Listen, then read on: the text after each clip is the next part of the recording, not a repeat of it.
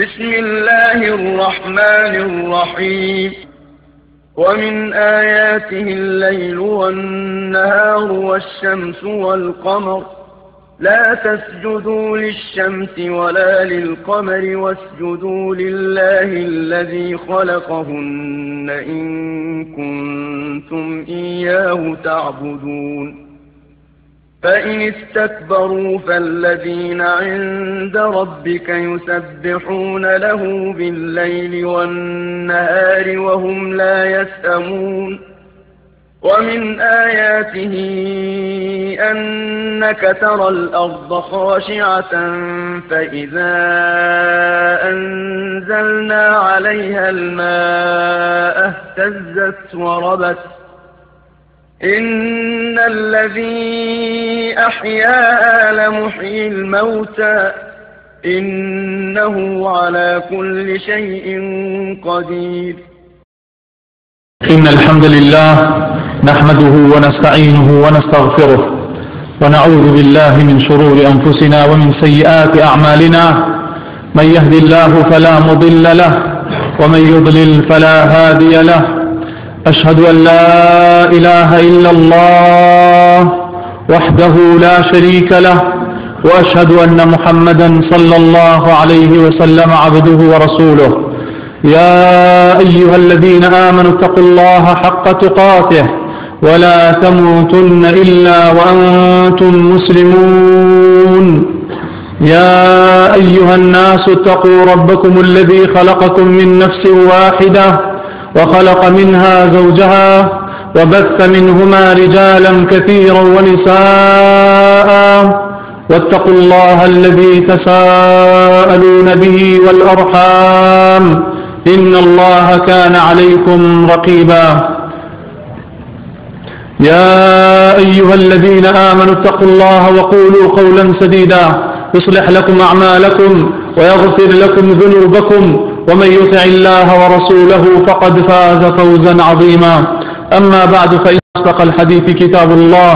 وخير الهدي هدي محمد صلى الله عليه وسلم وشر الأمور محدثاتها وكل محدثة بدعة وكل بدعة ضلالة وكل ضلالة في النار.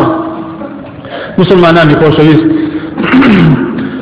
بەپێی فرموودەکانی پێغەمبەر صلى الله عليه وسلم هەتا وەکو لە کۆتایی زەمان نزیک ببینەوە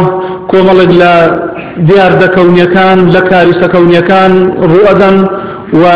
دیار دەکەونیەکان ڕووبوون و ڕوو لە فراوانبوونن بە سەبەبی نزیکبوونەوەمان لە قیامەت و کۆتایی هاتنی دنیا و دیار دەکەونیەکانیش وەکو ئەو بوومەلەرزە و زەلزەلانەی کە ئیبینین لە زۆرێک لە وڵاتانی سەرزەمین تا لە وڵاتێک ئەبینی برین و زامی بوومەلەرزە و کاریسەکەونیەکان ساڕێژە بێ لە وڵاتێکی تر بەڵایەکی گەورەتر و موسیبەتێکی گەورەتر ڕوەدا. ئەبینی لە وڵاتێک خەڵک لە گەرماوە خەریکە سووتێ لە وڵاتێکی تریش خەڵک لە سەرمان ئامرێ. ئەبینی بە هەمان شێوە خوای پەروەردگار ئاياتە کەونیەکانی خۆیمان ڕۆژ لە دوای ڕۆژ نیشانەدا و ڕۆژ لە دوای ڕۆژ ئەمان ترسێنێ لەوەی کە ئەو دنیای ئێمە دڵمان پێخۆش کردووە وا لە چاوتروکانێکان زۆر نزیکە خوای پەروەردگار بیپێچێتەوە و هەمومان بەرەو قیامەت و بەرەو ئەو ڕۆژەی کە خوای پەروەردگار هەموو بەندەکانی لە بەردەستی خۆیان حەشر ئەکات و کۆ ئەکاتەوە بپێچێتەوە. مسلمانانی خۆشەویست بەڕاستی ئاياتە کەونیەکانی خوای پەروەردگار کە لەم ڕۆژگاری خۆمانە و بەرەو قیامەت ڕۆژترمان ڕۆژ لە دوای ڕۆژ ڕوو لە زیادبوون و ڕوو لە زۆربوونە یەکێک ئالەوانەی کە لە حەفتەی ڕابردوو لە زۆرێک لە وڵاتانی مسلمان و زۆرێک لە وڵاتەکانی تریش کە ئاەتێک ڕوویدا کە پێی ئەوترێ ئاياتی خۆرگیران نیشانەی خۆرگیران کسوف خۆرگیران و مانگیران دیسان ئاەتێکی ترن لە ئاياتە کەونیەکانی خوای پەروەردگار و خوای پەروەردگار بەندەکانی خۆی پێ ئەترسێنێ بۆ ئەوەی بیر لە عاقیبەت و دواڕۆژی خۆیان بکەنەوە.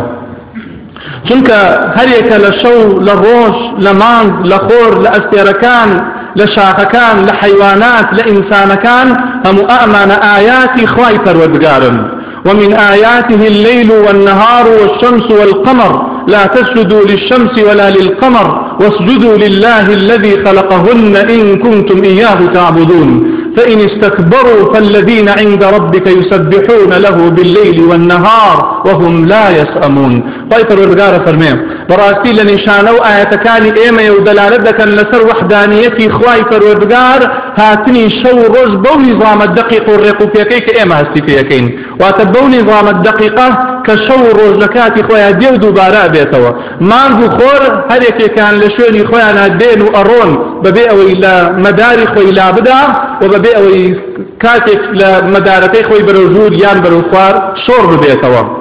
خواهي فرودگارة فرمي براسي أعمانا همو نشاني منن آياتي منن بؤي ايوه بيريان ليبكنوا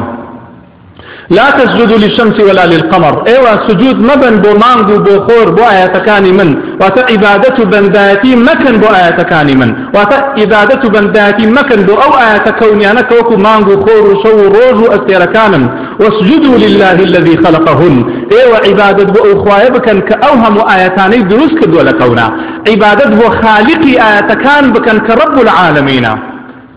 واسجدوا لله الذي خلقهن إن كنتم إياه تعبدون أجد إيوه الراستك الخواناسي راستقينا دا عبادة بو خواي فرودقار كان عبادة بو أخواي بكن كهمو آمستاني دروس كردوا وهمو آماني بنظامي في جوان وردو دقيق دروس كردوا بلام أجر خواي فرودقار فهم أجر إيوه لدبرزي بكن أجر إيوه التكبر بكن عبادة بو خواي خوتان نكن كرنوش بو خواي خوتان نبن فالذين عند ربك يسبحون له بالليل والنهار خواي فرودقار محتاج عبادته بنداتي إيوه النية چونك زورك لفريشتكاني خواي فرودقار لآسمان كان خريج عبادته بنداتي كبرن بو خواي فرودقار بدرجاي الزمان نقد صالو نقدي صالو نقسي صالو كتمني إيما بلقو لو روجي خوا دنياي دروس كدو حتى أو روجي خوا دنيا تيشيتا ووتا دعيش فريشتكاني خواي فرودقار لعبادته بنداتيان وهم لا يسأمون وأوان توشي بيغاري وبيطاقتيش نابن لهمان كاتا خواي فرودقار كيستي بعبادتي أوان شنية كلام بو أوي إمين مسلمان عبرتي لور بدرين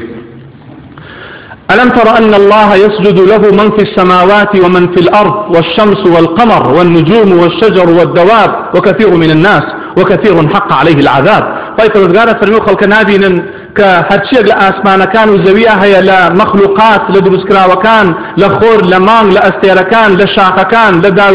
لدار دوانكان لحيوانات لآشل لقشو جيا همو أأمان وزورك لإنسان كانش همو أأمان كرنوز بوخوا أبن همو أأمان عبادة بوخوا أكن همو أأمان السريخوان نبيا كان بوخوا فرودقار وكثير من الناس زورك لإنسان كان وكثير حق عليه العذاب وزورك شيان لخوا ياخيبون وسزاي خواي فرودقار يعني لسر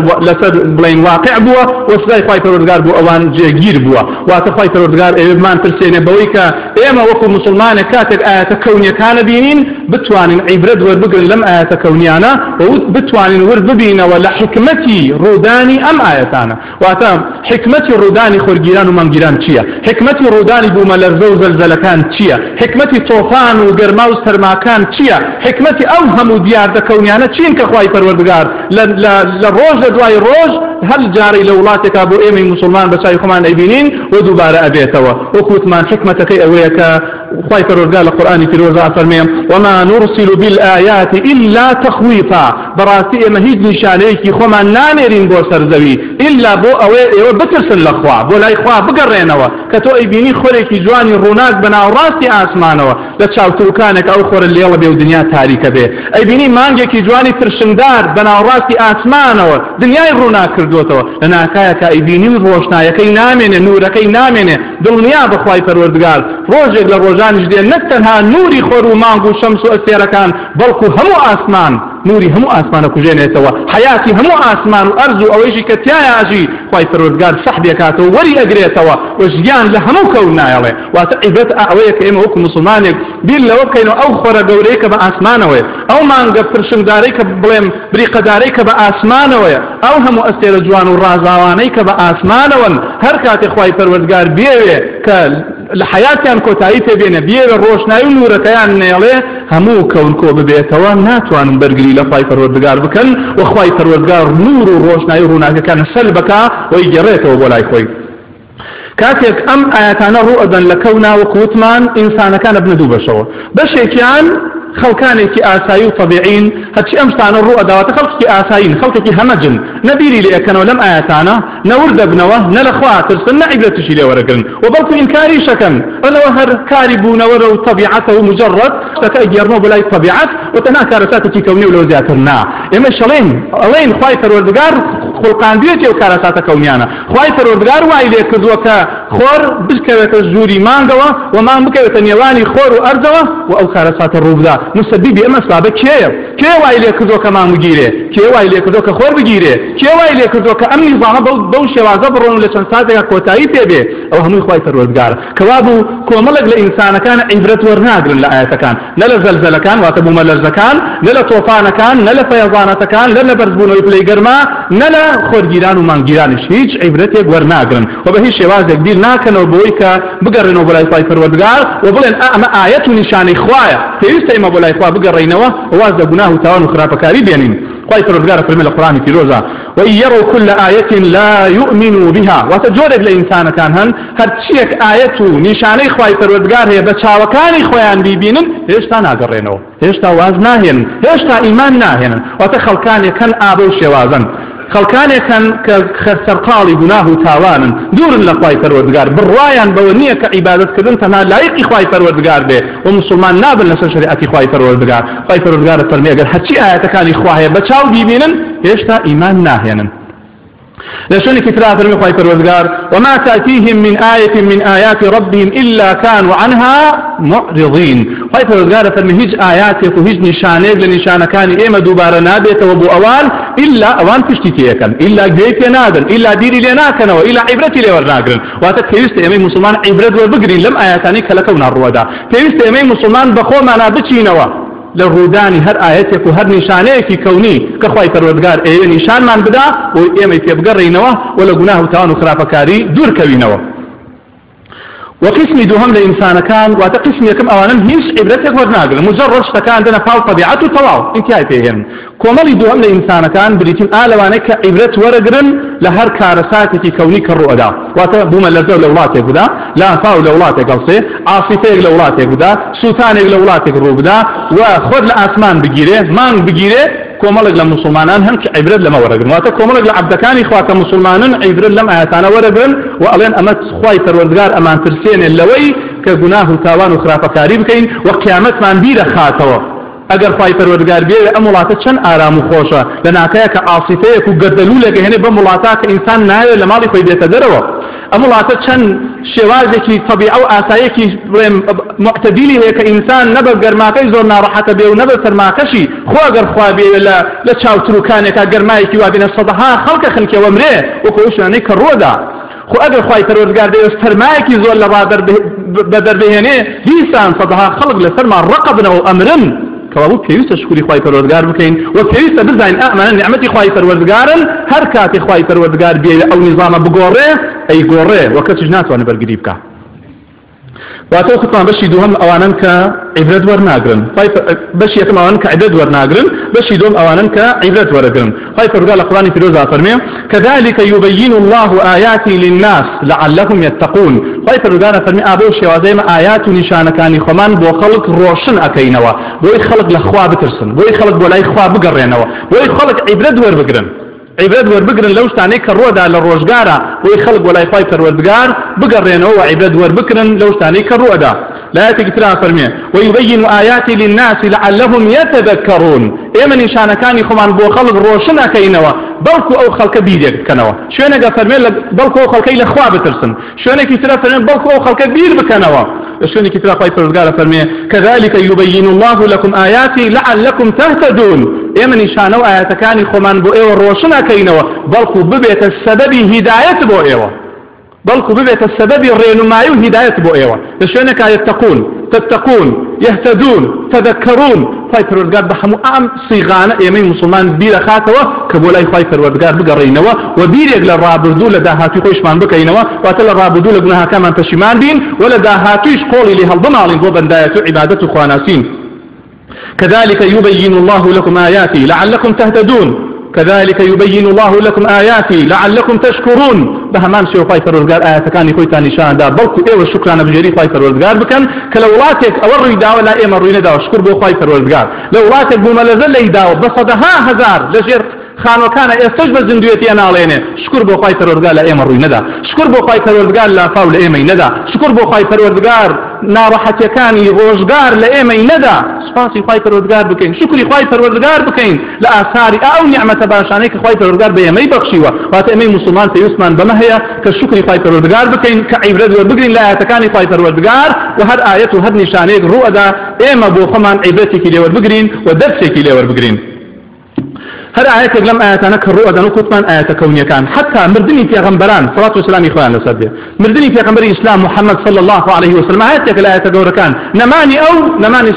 صماني بلين أمانة بأمتكي نماني أصحاب وتنماني أصحاب كان في غنبر صلى الله عليه وسلم ديسان نماني صمامي أمانة بأمتكي وهبهمان شي ونماني أوهم وشاك كاراني كلا أمتي في غنبر صلى الله عليه وسلم روجك كان خبريا عبد الله كري عباس دا وتيان يكيب لكيزان كان في غنبر صلى الله عليه وسلم وفاتي كردوه لكاتك أبو كنيوجي بياني كردوه لمزدوت دوين يوجي بياني واتا أو كاتك كنيوجي كيا دروسني بكري أقل إنسان يوجي كردوه إلا مقل سبب يقبيت فيشو عبد الله كري عباس يكسر سجدي بدو فاي فروردقار واتا رانا وستا كوتيان خيزانك لخيزان كان في غنبر وفاتي كردوه صلى الله عليه وسلم يكسر سجدي برد كيان وت أي عبد الله كري عباس عالم كاتا سجدة أبي واتما كي كاتي سجدة بردنا واتو كاتي كنهي ليكراوة عبد الله كري عباس فرمي بستوم التي غمر صلى الله عليه وسلم كفرميتي إذا رأيتم آية فاسجدوا أجر آية كان بيني نشانية كان بيني سجود بوخابا وأي آية أعظم وفي الرواية أشد من ذهاب أزواج النبي صلى الله عليه وسلم شآية يقلو قورترا كخيزان كان في غنبري إخوان باش ماوي في غنبري إخوان صلى الله عليه وسلم إسرنا إيما دان نمينين وبخواي فرورگار بيان باتو بولاي خوي أو نشانيكي قوري تيويست بواكا كيما السجود بخواي فرورگار بين وخمان زليل كين خمان داماو كين بوكو خواي فرورگار رحمة هرباني كلان بسراب رجيني واتم هر نشانيك وهر آيات كالرؤى ذا لكونا إيما وكو مسلمان مطلوبة لسرمان كشكري خواي فرورگاري لسرتين عبرتي لي وبقرين بولاي خواب قرين وسجود بو خواب بين وندزنا كين بكاري خرافة كردن يان شتيك خوان خواسته كبوني خرافة وقناه تاواني لبه لزماني في غمر صلى الله عليه وسلم خور جيرا بوجهك لزماني في غمر إخوة عليه الصلاة والسلام خور جيرا كخور جيرا أو الرجبو كإبراهيم كري في غمر صلى الله عليه وسلم وفاتكر وات أو الرجل كخور جيرا إبراهيم كري في غمر إخوة كتمني شان زمان واتا شان زمان كهجدمان تقريبا صالك وشجمان صالك شوار مان أو اندبو تمني وفاتكر كلو رجا وفاتكر نفسي روش خورج جيرا كاتك خور جيرا خلق خريتك لشوني خوي وتيان والله ديار خور جيرا وتشنك أولادك يا غمر مردو صلى الله عليه وسلم وعطا رودا وكوني كان يان بيوست كل بالرودا وكان يسردوي رودا وكوني كان يان بيوست كل رودا وكان يسردوي قازان جوزرر يان بس توبع آياتكان إخوة والآسمان كخور ومانجن وتيان ديارة أو أولادي في غمر إخوة مردو صلى الله عليه وسلم بويا خور جيرا في غمر صلى الله عليه وسلم هاد ومزدوت بانيان كدبون يسكدنك بانداني آسائي نسر إن شاء الله وفي غمر إخوة فرمي إن الشمس والقمر آيتان من آيات الله براستي خور مان دو آية لآيات كان إخوة دو نشان كونين لنشان كان إخوة فروردقات لا ينكسفان لموت أحد ولا لحياته ناجيرين واتوهنا كان نامين بهوي جياني هیچ کەسێکەوە و بهوي مردنی هیچ کەسێکەوە واتە بە لەدایکبوونی هیچ کەسێک خۆرومانگ ناگیرێن و بە مردنی هیچ کەسێکیش خۆرومانگ ناگیرێن چه پەیوەندیەکیان بە ژیان و مردنی خەڵکەوە نییە واتە مانگ و خۆر چه علاقەیەک لە بینی مانگ و خۆر نییە لەگەڵ مردن و ژیانی ئینسانەکان چونکە ئەمە عەقیدەی سەردەمی جاهیلی بوو سەردەمی جاهیلیەکان وایان ئەوت کە گوایە ئەگەر بێت و خۆر بگیرایە یان مانگ بگیرایە ئەیانوت ئەوە دیارە یان پیاوێکی گەورەیەتە ژیان یان پیاوێکی گەورە ئەمرێ بۆیە لە ئاسمان خۆرە گیرێ و مانگە گیرێ دیارە نیشانەی ئەوەیە کە پیاوێکی گەورە دێتە ژیان یان پیاوێکی گەورە ئەمرێ ئەوەیان پەیوەست کردبوو بە مانگ و خۆرەوە پێغەمبەری خوا صلی الله عليه وسلم هات ئەم بیر و باوەڕە جاهیلیەتە کۆنەی هەڵوەشاندەوە فەرمووی مانگ و خۆر دوو ئایەتی خوان لە ئاسمان لەبەر ژیانی کەس و لەبەر مردنی کەس ناگیرێن فإذا رأيتم ذلك فافزعوا إلى الصلاة أجر بينيتان مان جيرا يان خور جيرا آذاب فله بسن نيوش بكن آذاب فله ما وصل بسن نيوش بكن عبادة بو خواه بكن شكري خواه بكن للرواية اللي تراها تو فرميم أو آياتك خواي پروردگارا يخوف بهما عباده خواي پروردگار بندكاني خوي تيترسينه وهذا طول روجي روشنا وروجك روناك بيني أو خرجواني كبأسمان ويا لشاو تروكانك روناكي نامنه لشاو تروكانك همو دنيا بيت ظلمات وتاريكاي براسي جيغي ترسا چند جيغي ترس بو صالي كلواتي خمان بتواوتي مانگي خور گيرا ودنيا همو تاريك بو چند ناخوش بو ويك امي مسلمان لخوا بترسي لقبو لا يخوا بقرينوا كاتك او نشان الرؤداء ترسو بيم خوته بدل ما اندروز ببي واتا چون يبيني او خوريك اسا بجزئيه بنصفي يعني بشوازكي بلين اجيري لولاتك تواو تاريكيك روجك جديت فيش وهرب تواوتي خواي كيتشيت وايبا وجمع الشمس والقمر روجك خواي فرقا خور مان كوكاتو فريدا تناو دوزخ او روجه چيكي كوابو بيست انسان كارك بكابو او روجس دالو روجا كخواي پروردگار مانگ خور و ارض و آسمان و سيركاني جفيچيتوا خود خجالت و رورشي او روجا نكي چونك دنيا با او روجا جتيت فيشوا او روجا جيت الرغي هريتك لامي مسلمان يان اوانشي كنا مسلمانا او روجا جيت الرغي هم انسانو هم زنده ولد للرواية قالت غمنا فرمي عليه الصلاة والسلام وكثمان أجر دينيتان خورو مانجيرا تفزعوا إلى الصلاة فلما بدن موستن راكا نيوشكن يكسر هستن يوجي جماعة بكن واتن يوجي خورجيران ومانجيران بكن للرواية قالت فرمي فافزعوا إلى ذكر الله ودعائه واستغفاره يكسر بچن دز بكن بدعاء كردن دز بكن بپارانوا دز بكن بنيوش كردن دز بكن بداواي ليبوردن كردن لخواي پروردگار چكو آياتي خواي او نشاني خواي بوتر ساندني ايوه كوابو هر كاتشتكي وارويدا ايوش لخوا بترسن وداواي ليبوردن لخوا بكن وداواي پشيمان بونوا بكن وداواي ليبوردن بكن بوكو خواي پروردگار طلبني عفو ليبوردن يطيب بسرتواني هم لا يكمان بينه واتا حكمتك بديتي عالم مسلمانان خوشويز كخورجيران ومانجيران بو ترساندني امي مسلمانه كلخوا بترسين وبقرنوا بلاي خواي پروردگار وواز خراپ وغنا وتاوانا كان مان بينين ان شاء الله لو تاري زوميشا اشنا سر او احكامانه تفيونديان بخورجيران ومانجيران وهي قال ابناه ملاكم خوش به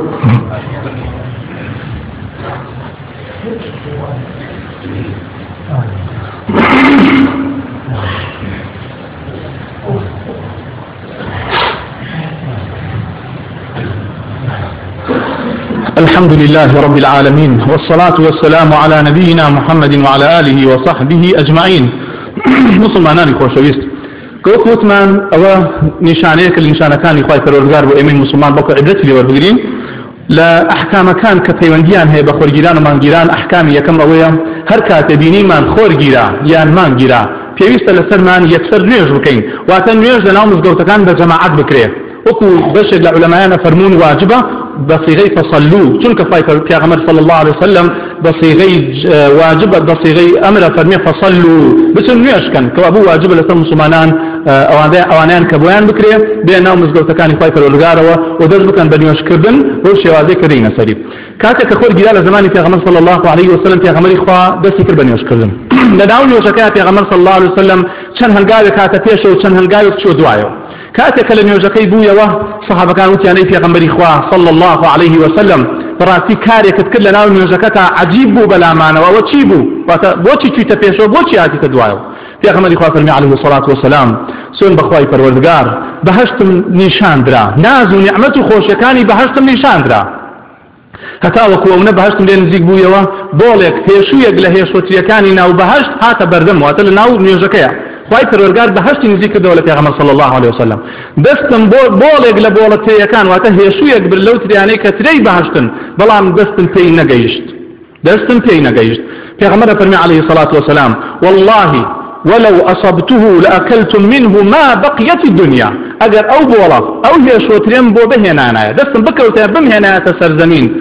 ليس توعتا أو رجي خواد دنيا أتيشيت وكوتاين هذا سرزبيا بو ايوه ما يو واتو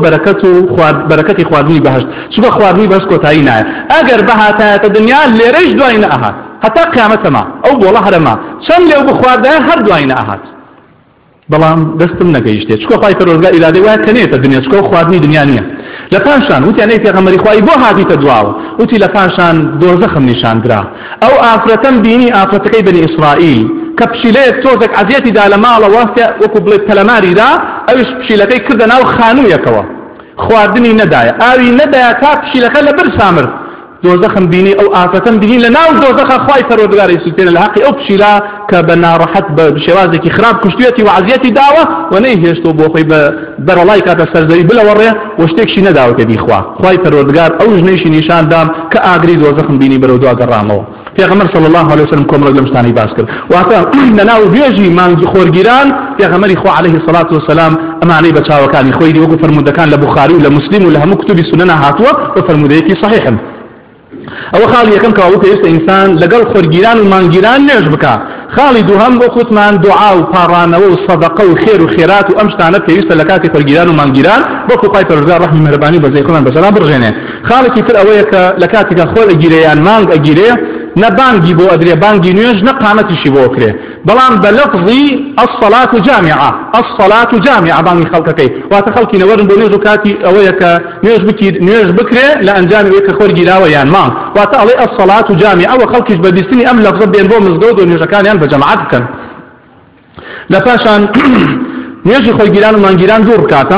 دوو ڕکاتە وەکو نوێژێکی سنەتی ئاسایی بەڵام دوو ڕکوعی زیادە واتە دوو ڕکاتە لە هەر ڕکاتێکا دوو ڕکوعی تایە چۆن تۆ کاتێک سوژدا بەی لە هەر سوژدەیەک لە هەر ڕکاتێکا کە سوژدا بەی دوو سوژدەی تایە بە هەمان شێوەی لە هەر ڕکاتێکا دوو ڕکوعی تایە واتە سورەتی الحەمدولله خوێنی ئاەتێکی درێژ پاشان ڕکوع بەی پاشان دێیتەوە بۆ جارێکی تر خوێندنی الحەمدولله جارێکی تر ئاەتێکی درێژ پاشان ڕکوع پاشان دێیتەوە بۆ سەمیع الله پاشان دانێتەوە بۆ سەرزەوی طبعا ئەوە بە جەماعەت دەکرێت و کاتێکتان تێک ناچێت ئەگەر بە جەماعەت بوو واتە ئەوە سنەتی نوێژکردنەکە بەو شێوازەیە کە دوو ڕکاتە هەر ڕکاتێک دوو ڕکوعی تایە و هەر لە ڕکاتێکیشا دوو سەجدەی تایە وەکو باقی نوێژەکان. لە پاشان کاتێک کە لە وڵاتی خۆمان بڵێن جومعەی ڕابردوو کە خۆر لە تەلەڤیزیۆنەکانە بڵاو بوویەوە کە گیرا ئێمە بۆ نوێژمان نەکرد پێویستە ئەوەش دەوەچێ پرسیارێک بە لە مێشکی زۆر بەمانە بۆ ئێمە نوێژمان نەکرد.